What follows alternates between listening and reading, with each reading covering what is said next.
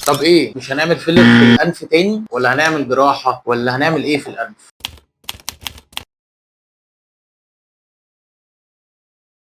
تقريبا 90% مننا ما بيبقاش راضي عن شكل مناخيره. دايما السؤال اعمل جراحه ولا اعمل فيلر؟ انا كجراح دايما هقول ان الجراحه هي الحل، لان هو حل ثابت وامن، مش فتره وبيروح. بعض الحالات بتبقى مش عايزه تعمل جراحه او رافضه تماما فكره الجراحه وخايفه منها، ممكن ساعتها الجا للفيلر بطريقه امنه. طبعا لازم يكون دكتور متخصص هو اللي بيحقنها وعارف هو بيعمل ايه كويس قوي، عشان يبقى الموضوع سيف. في المشاكل البسيطه، يعني نتوء بسيط في جسر الانف، سقوط بسيط في ارنبه الانف. لكن لو عندنا مشاكل كبيره زي نهواك في الحاجز الانفي الغضروفي والعظمي، مشاكل في الوظيفه والتنفس، حتما احنا لازم نلجا لجراحه التجميل. لو عايزه تعرفي او لو عايز تعرف هتعمل فيلر ولا هتعمل عمليه لتجميل الانف، سيب كومنت واحنا هنرد عليك.